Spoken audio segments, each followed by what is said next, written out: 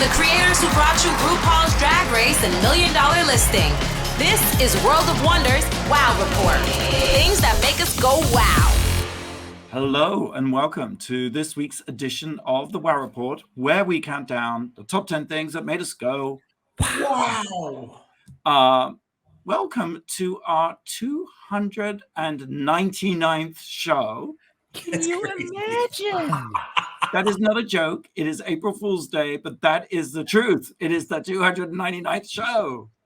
Really Amazing. Crazy. Congratulations to us. I remember the first one. I remember the very first one we did. Do you? I remember we did some practice ones to start off with that never made it on the air. We should pick those up. They're probably better than... I joined for the second episode. I wasn't there for the first one. The first one was great. I'm sorry. The first was the best we've ever done. Probably peaked. Well, thank you, Blake. And thank you, Tom, our Chief Creative Officer, for being here all these 299 times. And thank you, Jane St. James, editor of the Wow Report as well. Been through a lot together. We certainly have. So this week is no exception. Thank you for getting me back on track. Let's get on with the countdown. Number 10. It's a miracle that we're still speaking to each other. Here we go. Number 10. Boy, were we wrong. Last year, I think after the Oscars, we were all like, the Oscars are dead. Nobody cares. It's over. Wow. This year's Oscars, for so many reasons, good, bad, and ugly, there is a lot to talk about. So I'm going to take just one topic and lead. I know we have a lot to say about this, but the slap that was heard and seen around the world. It's easy to get into, like, for me, and I'll shut up, but like frothy hyperbole and stuff. It's just, and there's discussion about who should be talking about this and sensitivities about race. I think the whole world witnessed an assault, a crime, and we're all eyewitnesses, and we are all allowed our point of view. We can all be caught we all have bad moments. How awful to have one on the Oscars. It's also your best moment, and Yes. your best and your worst Yes. happen simultaneously. Maybe I'm projecting myself, but like there's somebody who's emotionally unstable going through something, who had a huge overreaction to a situation that is really, really unfortunate for everybody involved. What do you guys think? Michael Ehrlich used to have a saying when he would say champagne glass in one hand and razor blade in the other, meaning that sometimes it's the best of times and the worst of times simultaneously, and it's just something that happens in life. My whole take on it is that, I understand that where some people are saying that it was Will Smith defending the honor of his wife, and I'm fine with that. I don't give a fuck if he beats the crap out of Chris. I don't care. But I do care that it happened on the stage at the Oscars. If you take it outside, boys, take it outside, guys, take it into the alley and smack the crap out of them, but don't do it in the one place, the one time civility is supposed to be the way of the night. And so that's my take. I don't care if they beat each other up, but just don't do it on stage at the Oscars. I love your take, James. It's like moral dilemmas with Jane St. James. Beat the shit out of each other by all means. Just do it at home. But he's, if it's defending your wife, if they have beef going back a long time, that's fine. That is between the two of them. Don't bring the whole world into it, and just take care of it on your own. I want to beat the crap out of somebody every day, at least once a day, sometimes several times.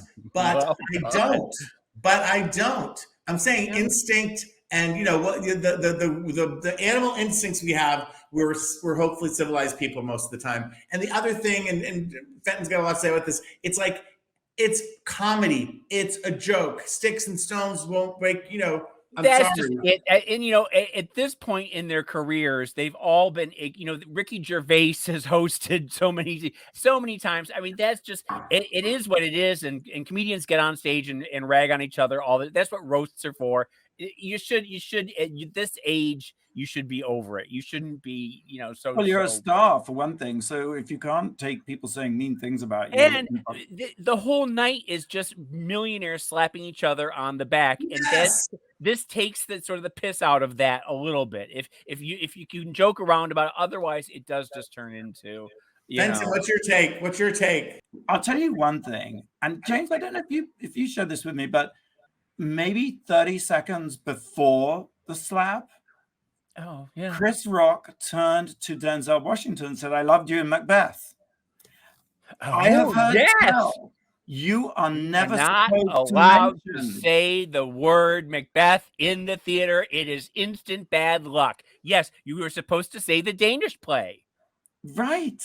And so I think Scottish play, actually. Oh, the James, Scottish play, yes. because it's not Danish. Now we're going to have the Scots mad at us. Yes, I'm sorry.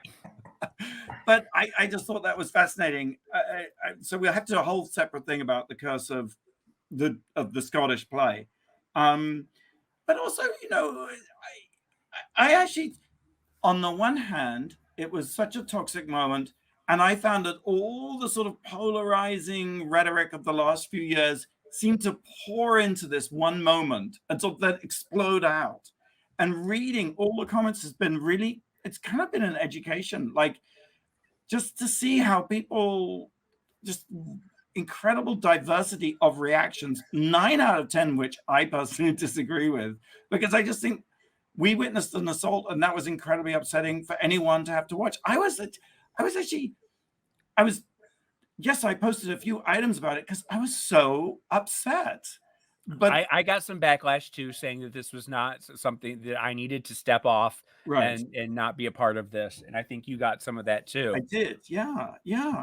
Bill Maher said that it was like Twitter incarnate, that it was like, you know, he laughed, she didn't, and then he had to virtue like punish and take someone down. And the only thing is sort of breaking news as recording is it's been revealed that the Academy did ask him to leave the theater. He refused, and the Academy board is saying that they're going to review this. It'll take several weeks, but they'll have I don't think that they're going to take away his Oscar, because they didn't take it away from Kevin Spacey. They didn't take it away from Harvey Weinstein. They didn't take it away from Roman Polanski. So they aren't going, but he might not be invited back next year. If I were Will, I would say, give your Oscar back. Say that consequences, actions have consequences. I'll take it back. He'll always be the winner. He'll always have that asterisk. But I think we're all craving for him to do something or say something beyond a tweet that says, I did wrong. Well, final thought about this. I just want to say that at a night when one of the best things that I've seen happen on the Oscars in decades was when Lady Gaga and Liza Minnelli, and I thought that was such a beautiful moment. And I thought that should have been the takeaway of the night, is just what a great moment it was that she was there. She said, "I'm there for you, babe." It was just beautiful. It brought tears to my eyes. Hey, James, I've got you. I've got you. Yes. All right, let's change the subject and move on to number 9. Number 9. We're going to talk more about the Oscars. Number 9, I wanted to talk about the Oscar fashions because there was so much to unpack there. I want to say that the best dressed of the night easily was Jessica Chastain. I thought that lilac into the copper ombre with the sequins, I thought it was so beautiful. It went with her skin tone. It went with her hair color. Everything about it was just so beautiful.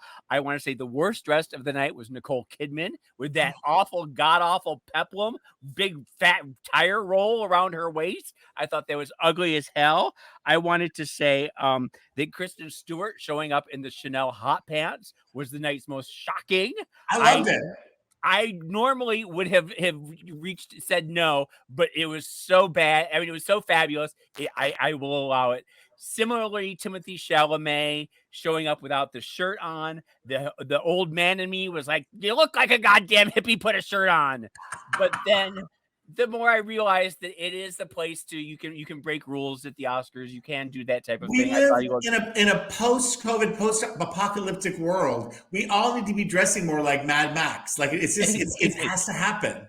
But but if you're a skinny 25-year-old hot boy, you can get away with it. I don't think anyone else could get away with it. I also want to say Cody Smith-McPhee in that aqua colored, the seafoam colored tuxedo, the boy from Power of the Dog. I thought he looked absolutely spectacular.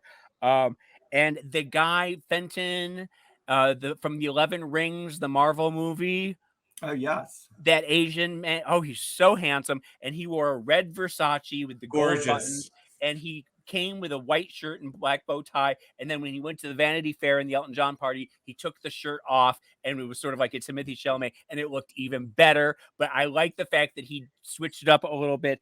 And then also Rosie Perez, who finally got her first Oscar invitation in 35 years. She looks fantastic. She looked gorgeous. And I think that's it. Did anyone else have any favorites? This is so mean. I should edit myself. But didn't Tracy Ellis's boobs look giganto? Yeah, Tracy got some bad reviews for it, as did Ariana Bose. I think the girl from West Side Story who won. Yeah. Some of the fashion police did not like either of them. I thought I'm they were not beautiful. They were both gorgeous red dresses. I'm not shaming them. Beautiful women. No, I love big, sumptuous Yeah. bazooms. It made them look funny. This made them look funny. The shape was a little weird. The for shape both was of weird, them. but I love her, and I love to be able to talk about fashion. It doesn't mean I don't love the people wearing the clothes. Yeah, and Ariana, when she's the queer woman of color, and she's the first, and she won for the same role that who's McCall won, and Rita Moreno won. It was a beautiful moment. That was really nice. I enjoyed that. What do you think of the show generally, James? I mean, I thought it was incredibly dull and lifeless. Well, actually, it was better than I thought it was going to be. We were expecting a shit show on a gigantic scale, but I'm also wondering, and this is the conspiracy theorist in me, was the slap planned? Was it part to get people talking about the Oscars? Are these two comedians in on it and they were trying to pull a stunt? It seemed very stunty to me. I don't know. I would only agree with you if Will Smith had gone up and ripped Chris Rock's shirt and exposed his nipple. Then I would have thought maybe it was planned. But other than that, I think it was unfortunate. Well, you said, I think, people talk about the slap, but that was a slap with some. I thought it was a punch. I kept thinking it's not a slap. That is a punch. That's what I say. Okay, so it was technically an open hand, therefore arguably technically a slap, but delivered with the force of a punch, which I feel precludes it being a setup or a fake. Let's move on to number 8. Number 8. Okay, well, World of Wonder won its first Oscar. Sort of, kind of, not really. No, take the win. Congratulations to Jessica Chastain for winning Best Actress in The Eyes of Tammy Faye. And the reason I say it's a World of Wonder Oscar is, of course, because The Eyes of Tammy Faye, the movie, is based on The Eyes of Tammy Faye, the documentary, which... And wait, don't you have some sort of a producer credit? Yes, I do. Yes. Okay. I'm glad to say executive producer credit, and I'm glad to say it rolls in the pre-titles. So I suppose it's not an idle boast. No. But of course, at the moment that this reveal happened, no one was thinking about any of this. But I think it's really good because, Jessica Chastain is amazing. And the makeup is amazing, and that also won an Oscar, so congratulations to them. But I think it's greatest of all because I feel that Tammy Faye's work in the small screen was really never fully appreciated, and she was never really taken seriously, really until Jessica played this role on the big screen. And we all know there is a long and abiding snobbery divide between the small screen and the big screen. And I'm just so thrilled that by playing Tammy on the big screen, Jessica, through her own genius, she produced the film too, accrued all these what's the word? Plaudits? No, not plaudits. Acclaim. Thank you. Acclaim is the word. Wait a minute. Hold on. I honestly think you're selling yourself short here because I think that Eyes of Tammy Faye, the documentary, had such an impact, and it was so influential in the documentary world, and it really put World of Wonder on the map. And also, I believe that Tammy Faye felt the love. It resurrected Tammy Faye's reputation in this world. She died way too soon after that, but she had already knew. That movie shifted the narrative of her story. And Jessica Chastain, who gave an amazing performance and deserved to win that Oscar, and shout out to Abe Silva, our friend who wrote the script. She was wise enough of a woman and an actress and a human being to see your documentary, yours and Rainey's documentary, and to say, I want to play this role because you guys told the story, and nobody takes subjects like Rainey and Fenton and loves them to death the way you guys do and I tell love them to death. No, but you do. But you love them and you embrace them and you tell their story. I think you take on the responsibility of telling someone's story in a really profound way. If I say but I honestly believe that Tammy left this world knowing how loved she was because of the documentary. So I don't think that there's for a doubt that you should sell yourself short about that. Well, thank you, and I don't mean to do that, but thank you so much because that's very sweet of you both. And also, I think it's true that the gay community really embraced Tammy. We really understood her. I think we understand camp, and we understand camp not as a marginal thing, but actually as a profound moral force. And I think Tammy was using that.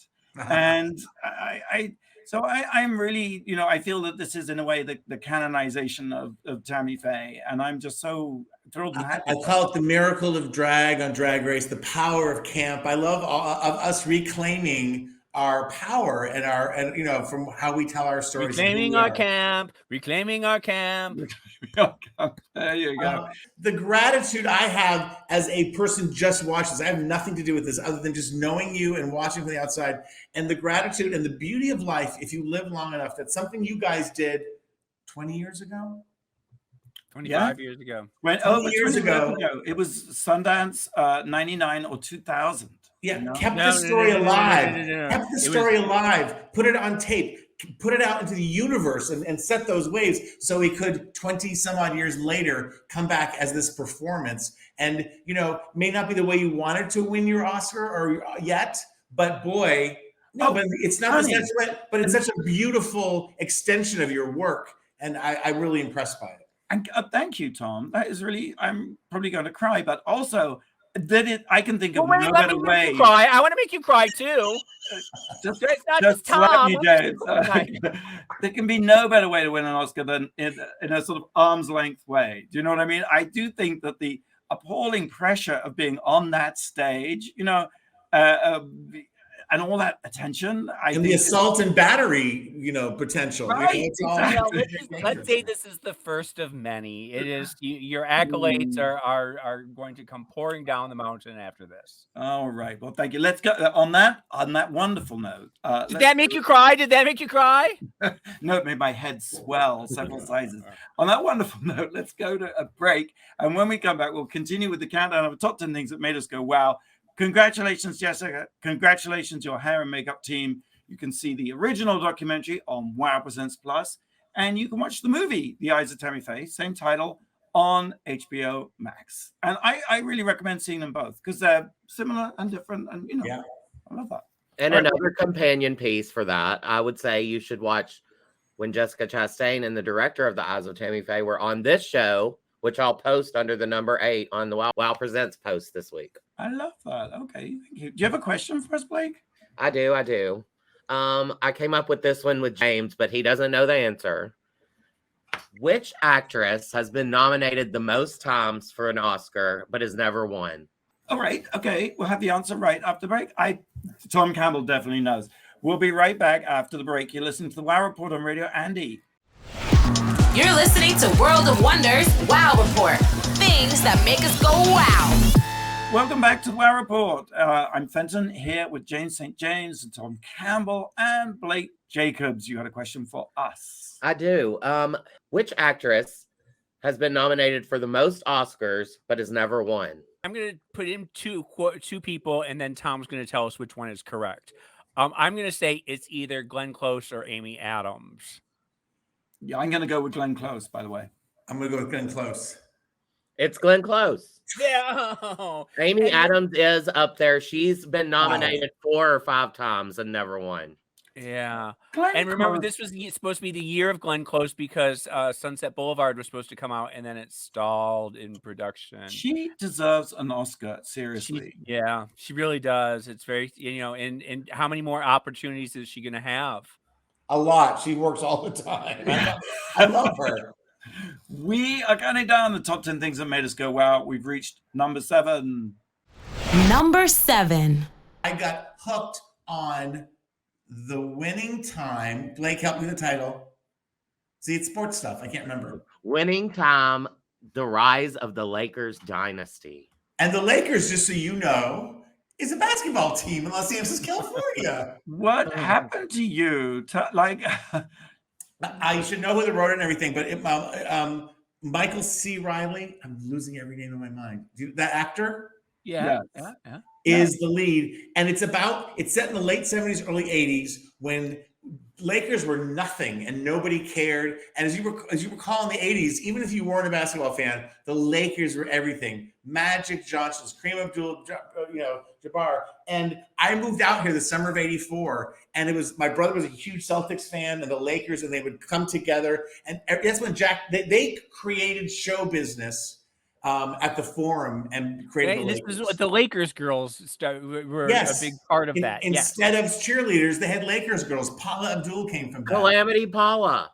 Thank you. Yes. And, the idea of ringside front row seats for celebrities, an invention of the Lakers. And they also had this Showtime offense where it was instead of like going into everyone's position and playing basketball, they would race and run and race and run. And this is from a book that was written, I think, 10 years ago, but it is told in the most raucous, fun. Sometimes it breaks into animation. Sometimes it's recreation. It's a straightforward comedy drama. Sally Field plays Michael C. Riley's mother, and it's just a caliber of acting. And in a time when shows like Forgive Me and Just Like That, the Sex and the City sequel, are desperately trying to bring black and white storylines together, this is a real, natural overlap of stories of the athletes and the owners and the behind the office people. And I can't wait each week. It debuts on, I think,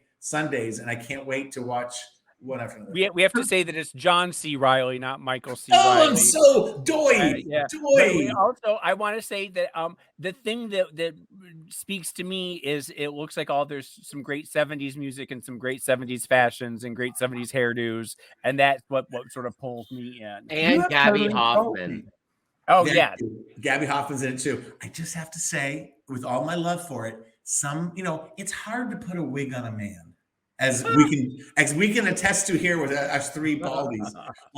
But you know what, James, you'd be great in a G.I. Jane. No. But too soon. Too soon.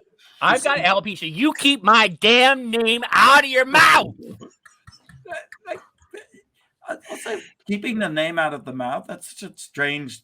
I've heard that before. Anyway, I'm so embarrassed. John C. Riley, forgive me if you're listening. He is the best actor in the world. I love everything he does. He plays this kind of guy with a comb over and open shirts, and his body's not great, but he dresses sexy. And you know what? He's such a good actor. He is sexy in it. It's just such a blast.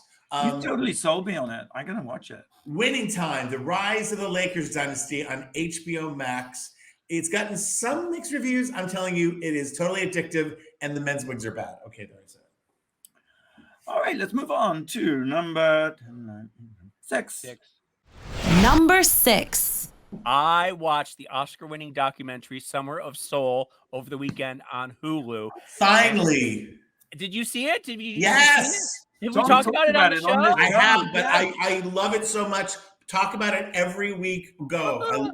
Wait a minute! I thought for sure that this was that. You mean nobody told me when I said Summer of Soul that we've already done this? Maybe we were away that week. I think Tom really talked about Marilyn McCool. Well, I talked about the whole damn thing. He did. Okay. Roll tape. Okay. So anyway, it's a documentary that's set in 1969, in the summer of 1969. Coincidentally, it takes place on the same day as the lunar landing, as the moon landing, which is sort of an interesting side story. But it takes place in a park in Harlem. 300,000 people showed up. The lineup was so spectacular. Stevie Wonder, Nina Simone, Gladys Knight and the Pips, Sly and the Family Stone, The Fifth Dimension, Mahalia Jackson, B.B. King. There's gospel, blues, R&B, soul, rock. It's absolutely spectacular to see everybody at their absolute peak. There's so many interesting moments. Just there's a Marilyn McCool moment that I think you talked about. Maybe I wasn't here for this, where she and Billy Davis Jr. are watching it from 2022, and they're getting all teary-eyed. And there's someone from the audience who is talking about it's the first time they see, because Marilyn, the Fifth Dimension singing Aquarius, Let the Sunshine In. they were sort of criticized at the time for not being black enough. They didn't sound black, was the criticism. They were saying that they got some criticism saying they sounded too white. But here they are at this Harlem Cultural Festival, and the audience is going bananas because they've never seen. I mean, her beauty is just breathtaking. She is so beautiful, and the song is so beautiful and uplifting. And it's just this great moment where everybody is just joined in the power of the moment. I loved every moment of this, but I loved, with the Fifth Dimension, they were in goofy costumes, which were very hip for the time. Well, no. I want to stop you right there, because one of the interesting takeaways for me was the fact that the Fifth Dimension come out in the matching tuxedos and matching outfits. The Gladys Knight and the Pips come out and they're wearing those matching tuxedos. The Four Tops come out, they're in the matching tuxedos. But there's a great moment where Sly and the Family Stone show up and they are not matching. And there's a white drummer and everyone is freaked out. There's a woman trumpeter and everyone is freaked out. And then they start singing that there is a yellow one that doesn't like the black one for B. It's different strokes. And they realize that the Four Tops and the Pips all realize that maybe they are old school and this is the 70s and that this is the new wave of things. And they instantly felt old fashioned being in their matching tuxedos. And I thought that was fascinating because you have Sly and he's wearing, you see the 70s coming on suddenly with the big pointy collars and the choker and the no shirt and the hat, and their fashion is just so groundbreaking that it puts everybody else in their place. I thought that was fascinating. The other moment that really got to me was Mahalia Jackson, the one of the greatest singers of all time, and she's the gospel singer. And she leans over before she takes the stage, and she says to Mavis Staples, the up and coming gospel singer, and she says, "Sister Mahalia's not feeling too well. You might have to help me with this." And Mavis Staples is like Liza Minnelli and Lady Gaga, says, I got you. Well, then Mahalia Jackson grabs the microphone and tears the house down. You have never, the power of this woman's voice. And once she got that microphone, it was like, she wasn't sick. There was no, that was one of the strongest performances I've ever seen in my life. It brought tears. It gave chills to me. How powerful. And tell me if you believe this. It's with all the enthusiasm, every performance is like that. Everyone is a revelation. And the little history of it is that this was shot. This took place over a number of Sundays in August by this gentleman that no one credits, who was this sort of flamboyant MC. And they filmed it, expecting to sell it. No one would buy it. And this is the first time anyone has seen it since. And the guy who took the film had it in his basement. Yeah. And when he was dying, he gave it over, and Questlove got it, and it won the Academy Award. But it is like a time capsule on Earth. And the thing that killed me about Marilyn McCoo and Billy Davis Jr. is they had never seen it. They had done it. They had never seen it. And they were like, and it's an audience full of beautiful, vibrant. And the audience is so gorgeous people. And everybody is so happy. The interesting thing, the sad thing to me, though, is that I wish it could have been a 5-part series or something like that, because there's so much backstory, so much context that they have to bring into it about the race relations in the 1969, about the state of Harlem, about the music industry. Everybody has their own story, so that you don't really get full numbers. You have people breaking in and talking about the number. You have people giving you context. I would have liked more music and more backstory, and I think that they could have really done 5. You know what? Maybe they can do another version. I don't see why not. I mean, it's spectacular, and like I said, the love and the joy and the beauty and the emotion you get watching this movie, watching this documentary. And the audience, I said this when I said it, and it's terrible, but usually when you see crowds of Black people represented on television or in the media, it's in a riot or a crisis, or this is just there is not one moment of violence in the entire thing. And appreciation for beauty. Feeling so much love. It's such and if we talked about it before, I think we could talk about it every week. We could talk about it every week. It's streaming on Hulu, so check it out. Now, I would like Fenton to watch it and report on it next week. Yes. I will. So we're moving on to number 5. Number 5. Jada Pinkett Smith did Instagram that this is a season for healing, and I'm here for it. And in that spirit, I started reading a book about Jerry Falwell. Now, Jerry Falwell, you may or may not know, was the man who is considered to be the person who took Jim and Tammy's ministry away from them. He came in when Jim was caught in a sex scandal. And the idea was that he was going to look after the ministry for a little bit until the press died down and then hand it back to them, which, of course, is not what happened. And so, to some extent, Jerry Falwell Sr. has always been the villain of the piece. And yet, when the Vanity Fair article came out recently about Jerry Falwell Jr., his son, being caught in a sex scandal too, I just began to think about this family.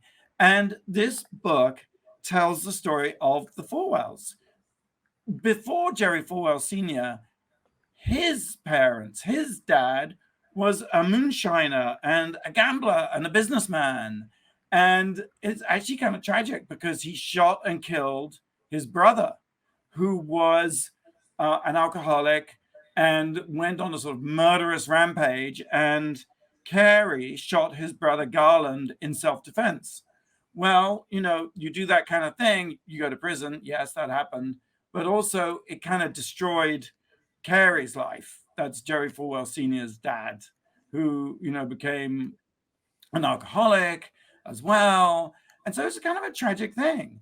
And Jerry Falwell Sr., I must admit, is a person I've had great antipathy for. He has blamed the gays and the feminists and the abortionists for 9/11. He made a lot of hateful statements. But he's a really interesting guy. And he built this university, Liberty University in Lynchburg. And his son, Jerry Falwell Jr., saved the university. And then destroyed it later on. No, I mean, my point being that, scandal, hasn't it brought some shame to the Jerry Falwell Jr. and the pool boy? What I'm taking away from this, James, is that it's a season for healing. And I do think that the legacy of Jerry Falwell Sr. may be very divisive. And in fact, perhaps we could trace some of today's polarization to his policies and beliefs and statements. But Jerry Falwell Jr. is a really interesting guy. And he came up with the idea, for example, of remote learning, of students using VHS cassettes, video cassettes, and that saved Liberty University. And of course, yes, you're right, James. Jerry Falwell Jr. is now out of Liberty University because of the scandal that he was involved in. But in thinking about all this and in reading this fascinating book, you can see this family that over generations has had a huge impact on America. It also sounds a little bit, there's like some cascading generational trauma that every, the sins of the father keeps being brought down upon the sons. And absolutely. And I think that, by the way, I'm not an armchair psychologist. It sounds like I'm about to be one, but, I've read some of the remarks that Will Smith grew up in an abusive household with a father who, was very violent. So where am I going with this? I am fascinated by the complexity of the Falwell dynasty, and that they are not cardboard cutout villains in the same way that any of us are. Well, you don't have to approve of somebody in order to be fascinated by them and to think that they're worthy of learning about and reading about. I think that's very well put. And I think that the sort of takeaway for me is that, behind all these headlines and these sort of polarized positions, there are almost infinite complexities, which is not, as you say, James, to excuse any of it. But I think we can all learn a tremendous amount from. And if we just read perky little stories about wonderful people, I mean, how boring would that be? I like learning about complex, sometimes people who are in the wrong and not always good people. Understanding human nature is good for all of us. Yes. I often will think when they go into a deep dive on some criminal behavior, OJ or whatever, it's like, what would it take for me to do that? Like, aren't we all in some ways? Where is the moral line? Where is the thin red line that we all cross? What circumstances align that make people do what they do? Is it pure evil? Usually not. Well, and what's that old saying? If you don't know your history, it's bound to repeat. You're doomed to repeat it. Yeah. Exactly. Yeah. Well, I do. If you're in the mood to read a book, read Falwell Inc. by Dirk Smiley. It was published in 2008, so there was a lot more to the story subsequently, but it's an absolutely fascinating account how one family, not only in Lynchburg, but really shaped America. I mean, because the moral majority, Jerry Falwell Sr.'s organization that he co-founded, got Reagan elected twice. And Jerry Falwell Jr. arguably got Trump elected too. So a very, very significant family. Let's take a quick break. Have you got a question for us, Blake? I do. It's sort of the same question as last time, but which actor is tied with Glenn Close for the same number of nominations that they've never won at the Oscars? You're listening to the Wow Report on Radio Andy. We'll be right back after the break.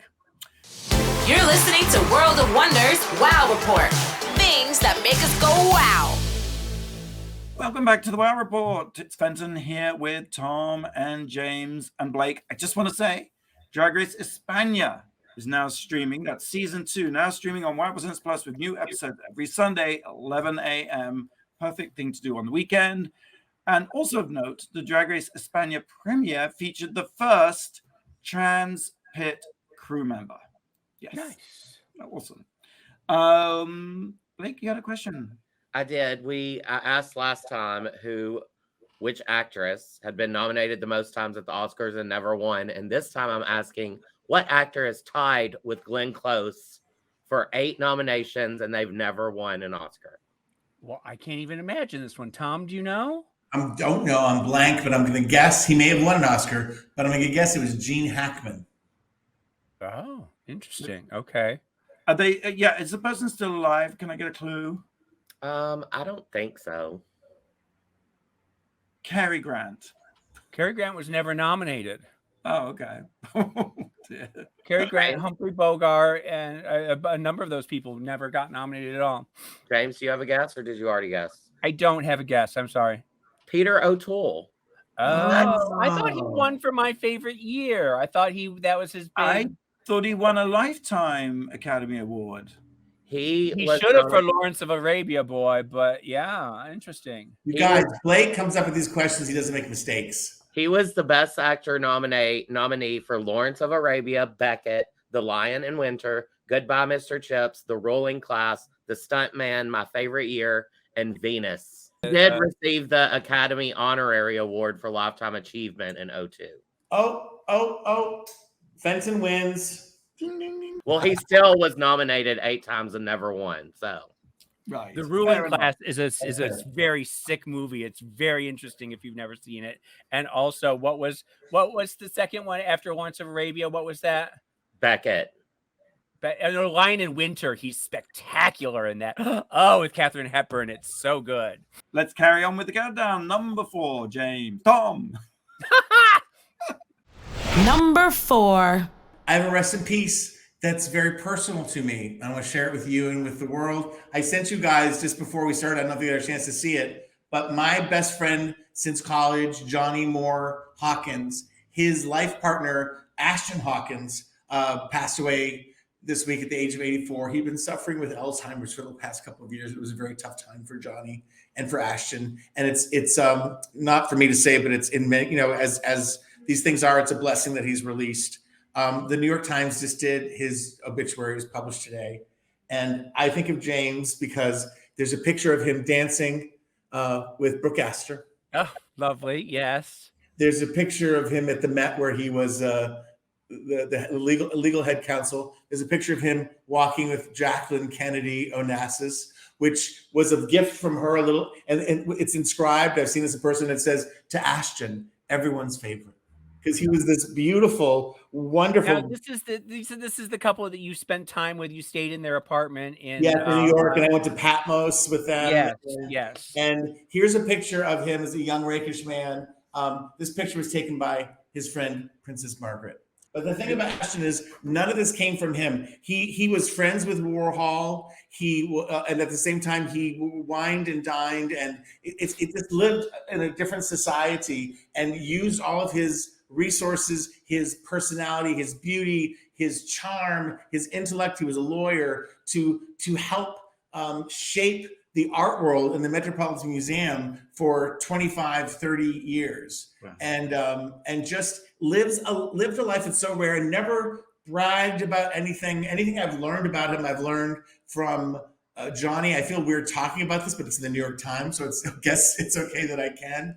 but and he was always a wonderful man who had room for everyone. They were so social. It was almost a joke to me when they got together in the 90s when I was doing The View and I was in New York and I got to spend a lot of time with them. And it was just like, you know, so many social obligations, so many things. And yet it was sincere and there were relationships. And there's a story that's not in this obituary where who was the head of Vogue in the 50s? Diana Vreeland. Yeah, She was Diana Vreeland, yes.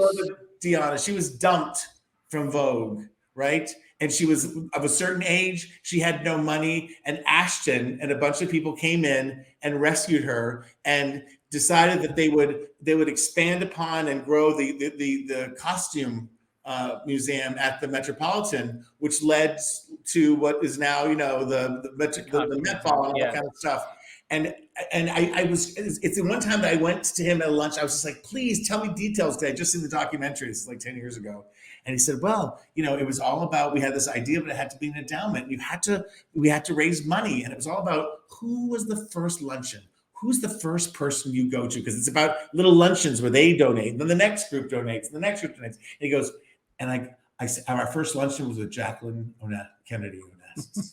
And from that moment on, he was able to build this thing, which is the costume institute. Right. The Met Ball is the party of the year, the global event. And just one little thing. He knew the Aga Khan. He was, at one time, Princess Margaret needed to be away from, she was in between marriages, and it was decided by this group of friends that Ashton would be the perfect person to be with her, you know, and they became fast friends, and he was like, spent time with her. And it's a world that no longer exists. And Johnny, my friend, hopefully I'm not jinxing him, it has to write the book, because Johnny. Yes, that is the book I want to read. Like, hurry, please. Johnny is the last link to tell Ashton's life, and they spent the last 25 years before Ashton's illness, and he was to his last day, he was the most dapper, handsome young man, and he and they traveled the world and had a blast and had real love and were married when they could be married. And you know, you read a lot of these obituaries and you project. I was lucky enough to know Ashton a little bit, but and I grieve for my friend Johnny, and I look forward to seeing him in May and paying my respects to Ashton. Rest in perfection. And how weird is it that I want to mention Taylor Hawkins, the Foo Fighters. Oh, another Hawkins passed away. No, I did. I just want to say that there were a couple. We did have some other losses this week, and it was Taylor Hawkins from the Foo Fighters, as well as Tom Parker from The Wanted, who passed away at age 30 from cancer, and it's very sad because we lost a bunch of people, and not to take away from what Tom was saying, but it's another sad day. Moving on then to number 3, James. Number 3. Number 3, I wanted to talk about the Gilded Age finale on HBO. I don't know if you guys stayed with it or not. I feel like I was talking a little bit about the Gilded Age as I was talking about. No, that's just it right there, because final vestiges. The vestiges of a time gone by, and a lot of people, you know, it seemed like the gays were divided. There were Euphoria gays and Gilded Age gays. I was a Gilded Age gay. I loved every single minute of it. The finale, it was, oh my God, Mrs. Russell finally had the party for her daughters coming out, and through a bunch of devious machinations, she was able to get Mrs. Astor to agree to come. And once Mrs. Astor said she would come, then suddenly the Skirmer Horns and the Stuyvesant Fishes overnight, and the Natches, everybody came. Yes, everybody came. School bowed down to Mrs. Russell, and Mrs. Russell stood with Mrs. Astor, and she said to her, "I could be very good for you." And Mrs. Astor said, "I doubt it." And she said, "Oh, just you wait." And that opened the door for Mrs. Russell to be invited into this New York society. A lot of people, like I said, commented on how it moves at a glacial pace. But if you are into the story, you are into the story. The outfits, the sumptuous gowns are unbelievable. The interiors, as Fenton has talked about, are absolutely spectacular. Carrie Coons, Broadway star Carrie Coons, is absolutely spectacular as Mrs. Russell. I've got to say that Morgan Spector, who plays her husband, is damn fine. Hold on. Slow down. I need a little bit of dead air space just to think about how good looking he is. Oh, he's just absolutely. I mean, he is just so handsome, and just everything he says, just you melt. And I've got to say that her son, played by Harry Richardson, is absolutely adorable.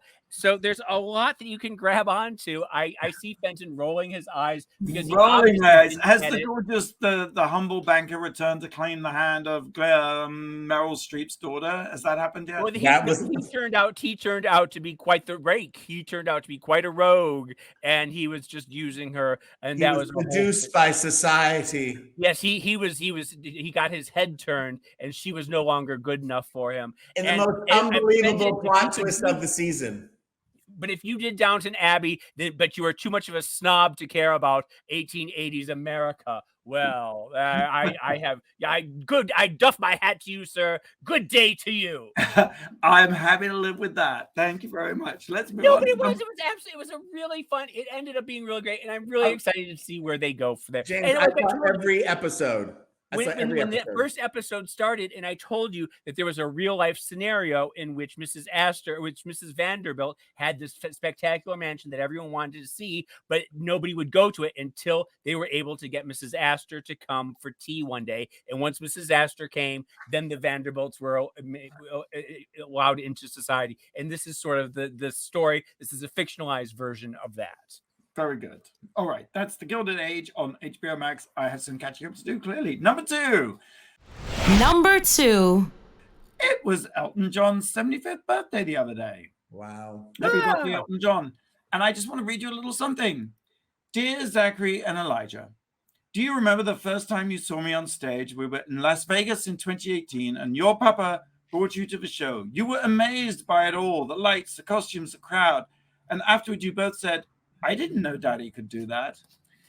Elton John has written a letter to his two sons, Zachary and Elijah, that he has with David Furnish, and it's published in Time, and it's really the most beautiful letter. And Jada Pinkett Smith said, this is a time for healing, so let's bring it on. He writes about, he says, it used to be that LGBTQ+ people were seen as wrong or the bad guys. We still have a ways to go, but your papa and I felt safe enough to bring you both into this world. We believed you would be welcome here as the children of two daddies.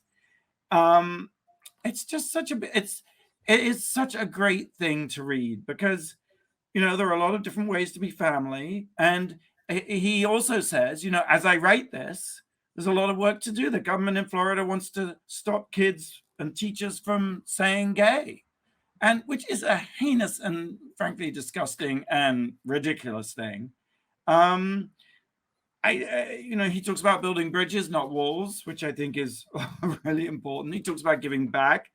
And he just says at the end of a letter, he says, be yourself and remember that what unites us is far greater than what divides us.